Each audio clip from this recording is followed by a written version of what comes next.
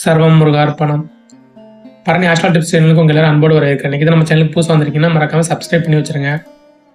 சரிங்களா? அப்போ தான் தினமும் போடக்கூடிய வீடியோ நீங்கள் உங்களால் பார்க்க முடியும். சரிங்களா? இன்னைக்கு நம்ம எதை பற்றி பார்க்க போறோம்னா கிருஷ்ண ஜெயந்தி. கிருஷ்ண ஜெயந்தினா என்ன, அதை எதுக்கு கொண்டாடுறாங்க, அதை எப்போ கொண்டாடணும், எந்த டயத்தில் கரெக்டாக கொண்டாடணும், முக்கியமாக குழந்தை வரவங்கன்றவங்க எப்படி கொண்டாடணுங்கிறத நீங்கள் ஃபுல் டீட்டெயிலாக இங்கே நம்ம பார்க்க. சரிங்களா? வீடியோக்குள்ள போகிறதுக்கு முன்னாடி கிருஷ்ண பகவான் உங்களுக்கு ரொம்ப பிடிக்கும், மறக்காம நம்ம சேனலை சப்ஸ்கிரைப் பண்ணி வச்சுடுங்க. இந்த வீடியோவை லைக் பண்ணி ஷேர் பண்ணி விட்டுருங்க. சரிங்களா? கிருஷ்ண பகவானோட பிறப்பு கொண்டாடுற விழா தான் நம்ம கிருஷ்ண ஜெயந்தியை கொண்டாடிக்கிட்டு இருக்கோம். ஆவணி மாதத்துல தேய்பிரையில 8ஆம் நாளில் வரக்கூடிய ரோகிணி நட்சத்திரத்தை அன்னைக்கு தான் கொண்டாடுவாங்க. அதான் கிருஷ்ணரோட பிறந்த டைம். இதுல வந்து குழந்தை வரவங்க வேண்ட கேட்கறவங்க இந்த டயத்துல கேட்கலாம்.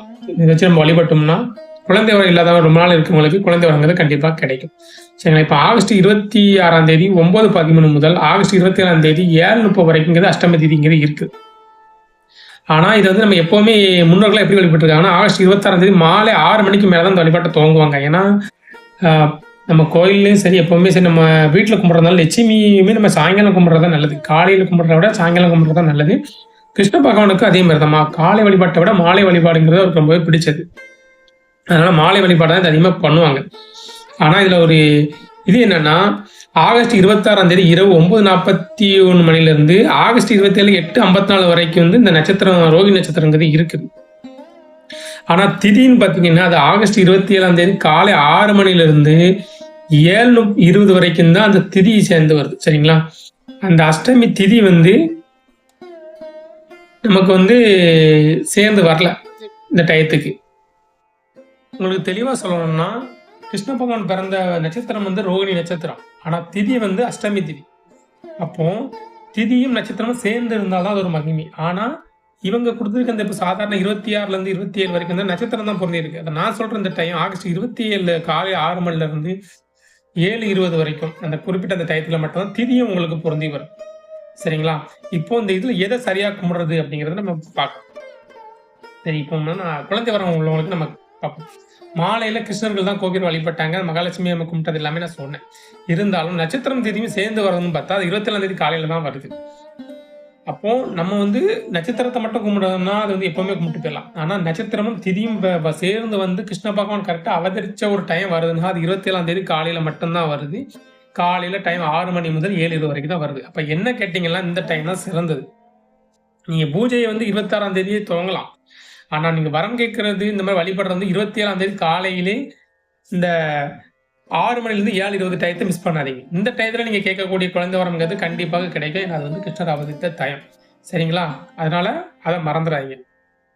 மறுபடியும் திரும்ப சொல்கிறேன், 26ஆம் தேதி தான் கிருஷ்ண ஜெயந்தி. ஆனால் அன்னைக்கு வந்து நட்சத்திரம் தான் வருது, திதி பொருந்தலை. திதி பொருந்தக்கூடிய தேதி வந்து ஆகஸ்ட் 27 காலை 6 மணி முதல் 7:20 வரைக்கும் தான் உள்ளது.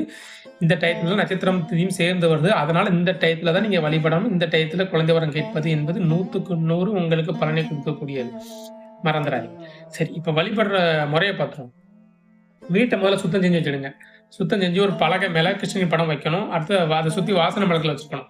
இதே குழந்தை வரம் உங்களுக்கு வேணும் அப்படிங்கிறவங்க வந்து அந்த படத்துக்கு பதிலாக தவழ்தரையில் இருக்கக்கூடிய கிருஷ்ணரின் சிலையை நீங்கள் வாங்கி வைக்க. சரிங்க? ஒரு சின்ன சிலையினாலும் வாங்கி வச்சுருங்க. அடுத்தால வீட்டு வாசல்ல இருந்து உங்களோட மெயின் வாசல் இருக்கணும், அதுல இருந்து பூஜை ரூம் வரைக்கும் கிருஷ்ணனின் பாதத்தை வரையணும். உங்க பக்கத்து வீட்டில் ஏதாவது குழந்தை இருந்துச்சுன்னா அந்த குழந்தைய வச்சு வரையிடுங்க. இல்லை ஒரு பொம்மையோட பாதத்தை வச்சு நீங்கள் வரைஞ்சிடுங்க. உள்ள வந்து நெய் விளக்கு ஏற்றணும். அந்த கிருஷ்ணர் பகவானோட சிலை முன்னாடி நெய் விளக்கு வந்து ஏற்றி சொல்லிடலாம். அதுக்கடுத்து படையல்னு பார்த்தீங்கன்னா நம்மளால் முடிஞ்ச எதை சுவையும் படைக்கலாம். ஏன்னா கிருஷ்ண பகவான் வந்து ஒரு சுவை விரும்பி அறுசுவை உணவு விரும்பக்கூடிய ஆள். அதனால் அவருக்கு வந்து நீங்கள் சுவையான எந்த உணவுமே அவருக்கு இங்கே படைக்கலாம். ஆனால் முக்கியமான உணவுகள் அப்படின்னு சிலது இருக்குது. அது என்னன்னு கேட்டிங்கன்னா பால், தயிர், மோர், வெண்ணெய், நெய். இந்த 5ஐயும் படைக்கிறது ரொம்ப சிறப்பு. இந்த 5ஐயும் சில பேரால் படைக்க முடியாதுங்கிறவங்க வெண்ணெயாவது படைக்கும். இந்த வெண்ணெயும் என்னால் படைக்க முடியாது, கொஞ்சம் கஷ்டத்தில் இருக்கேன்னு நினைக்கிறவங்க என்ன செய்யணும், பால் காய்ச்சி நாட்டு சர்க்கரையோ இல்லை கற்கண்டோ சேர்த்து படைச்சிங்களாம். இந்த நெய்வேத்தியம் உங்களை எதுக்காக கண்டிப்பாக படைங்க அப்படின்னு சொல்கிறேன்னா அந்த 5 மோர், பால், தயிரெல்லாம் சேர்த்து இல்லைன்னா இந்த பாயசமாக கடைசியில் பால் காய்ச்சி போட்டு கொடுங்கன்னு சொல்கிறேன்னா இதை போட்டு கொடுத்தீங்கன்னா அவங்களுக்கு வந்து செல்வம் வளம்ங்கிறது குறையாது. ஏன்னா மகாலட்சுமி இருக்கிறது யார் கூட, நம்ம பெருமான் கூட தான். அப்போ அவரை நீங்கள் சந்தோஷப்படுத்தினீங்கன்னா கண்டிப்பாக உங்கள் வீட்டில் இருந்து தரித்திரம் என்னைக்கும் வரவே வராது. சரிங்களா? இப்போ நமக்கு வந்து படையெல்லாம் போட்டாச்சு. இப்போ வந்து எந்த மந்திரங்கள் சொல்லி வழிபடனா நீங்கள் மந்திரங்கள்லாம் பெருசாக சொல்லணுங்க அவசியம் இல்லை. ஏன்னா மந்திரங்கள்ங்கிறது தமிழில் சமஸ்கிருதத்தில் பார்க்கும்போது உங்களுக்கு டிஃப்ரெண்ட்டாக இருக்குது, தமிழில் பார்க்கும்போது டிஃப்ரெண்ட்டாக இருக்குது, அவ்வளோதான். சரிங்களா? நீங்கள் தமிழில் அந்த சமஸ்கிருத மந்திரத்தை தமிழில் ட்ரான்ஸ்லேட் பண்ணி பார்த்தீங்கன்னா ஒரு ஈஸியாக நீங்கள் நம்ம எப்பவும் சொல்லிக்கிட்டு ஒரு நாமமாக தான் இருக்கும். அதனால் நீங்கள் வந்து பகவானோட நாமத்தை சொன்னாலே போதும், அதை சொல்லி உட்போச்சு சொன்னாலே போகும். இப்போ அது என்ன அப்படின்னு சொல்லணும்னு தெரியல, அப்புறம் நான் சொல்கிறேன் கிடையாது. இப்போ கிருஷ்ண பகவானுக்கு நிறைய பேர்கள் இருக்குது. இப்போ ஓம் வாசுதேவாய போற்றி அப்படின்னா அது ஒரு மந்திரம் தான். ஓம் கிருஷ்ண பகவானே போற்றி, ஓம் கோகுல நாயகனே போற்றி, ஓம் அஷ்டமி திதியில் உதித்தவனே போற்றி, ஓம் ரோகிணி நட்சத்திரத்தவனே போற்றி அப்படின்னு சொல்லி உங்கள் என்னென்ன பெயர் உங்களால் அவரை சொல்ல முடியுமோ அவ்வளோத்தையும் சொல்லுங்கள். அவர் செய்த குறும்ப முதற்கொண்டு சொல்லி நீங்கள் சொல்லி நீங்கள் பேசலாம். சரிங்களா? ஓம் பாண்டவர்களுக்கு உதவனாயே போற்றி, ஓம் பாரத போர் முடித்த பகவானே போற்றி இப்படின்னு சொல்லி உங்களால் முடிந்த அளவுக்கு அவரை போற்றி போற்றி வழிபட்டாலே போதும். சரிங்களா? இப்போ வந்து நம்ம சொன்ன டயத்துக்கு நீங்கள் சாமி கும்பிட்டாச்சு, அந்த குழந்தை வரம் கேட்கக்கூடிய டயத்தை சொன்னேன், அந்த டயத்துக்கு நீங்கள் குழந்தை வரம் கேட்டு எல்லாமே பூஜை முடிஞ்சிருச்சுனாலும் அந்த பாதம் வந்து எக்காரணத்தை கொண்டும் அன்னைக்கு அழியக்கூடாது, மறுநாள் வரைக்கும் கண்டிப்பாக இருக்கணும்.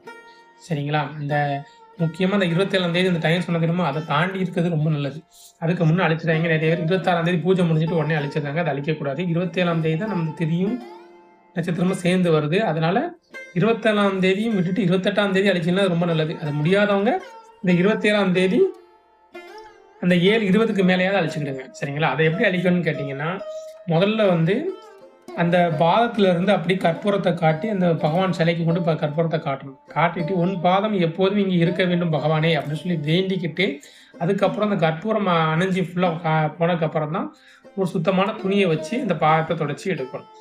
தொடச்சி எடுத்த அந்த தண்ணியை வந்து நம்ம வீட்டு வாசலில் தொளிச்சு வைக்கலாம். சரிங்களா?